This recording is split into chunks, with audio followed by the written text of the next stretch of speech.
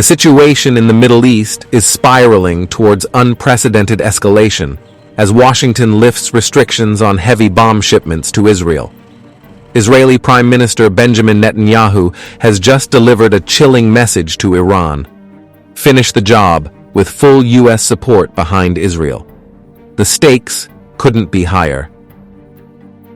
Standing alongside U.S. Secretary of State Marco Rubio, Netanyahu reaffirmed Israel's unwavering determination to prevent Iran from acquiring nuclear weapons and to roll back its aggressive expansion across the region. This isn't just rhetoric. This is a call to action. Israel and America stand shoulder to shoulder in countering the threat of Iran. We agreed that the Ayatollahs must not have nuclear weapons. And we also agreed that Iran's aggression in the region has to be rolled back. Over the last 16 months, Israel has dealt a mighty blow to Iran's terror axis. Under the strong leadership of President Trump, and with your unflinching support, I have no doubt that we can and will finish the job. As tensions mount, U.S. Secretary of State Marco Rubio doubled down on Netanyahu's warning. He called Iran the greatest destabilizing force in the region and accused Tehran of fueling violence across the Middle East, from Hamas and Hezbollah to militia groups in Syria and Iraq.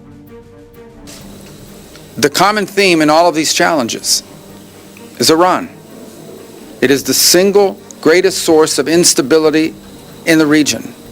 Behind every terrorist group, behind every act of violence, behind every destabilizing activity, behind everything that threatens peace and stability for the millions of people who call this region home, is Iran. But the shock isn't just in the military threats. Rubio also made it clear that the Iranian regime, whom he believes does not even represent its people, must never be allowed to go nuclear.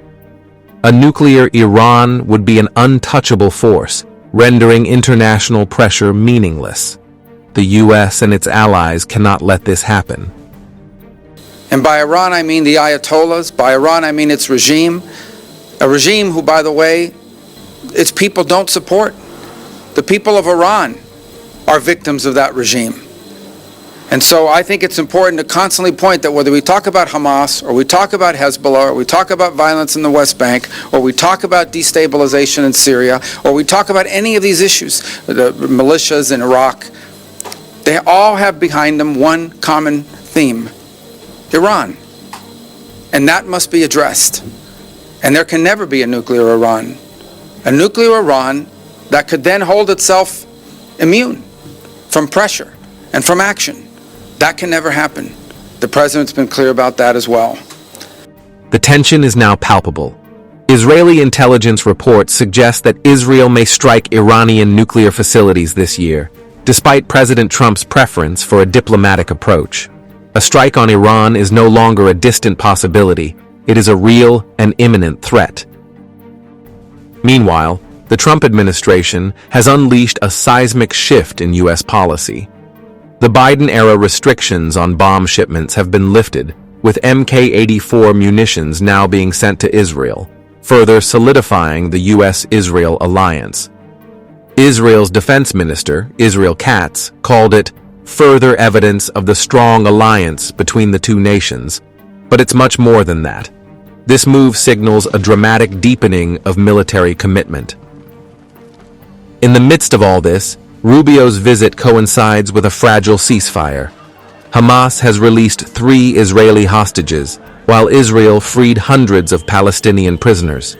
Yet, despite the temporary calm, the tension between military action and diplomacy remains razor-thin. With Netanyahu doubling down on military and diplomatic fronts, U.S. armed support, and the looming threat of Israeli strikes on Iran, the region teeters on the edge of disaster. The situation could spiral into full-blown conflict at any moment. Will the international community be able to prevent an all-out war, or will the Middle East be irrevocably changed forever?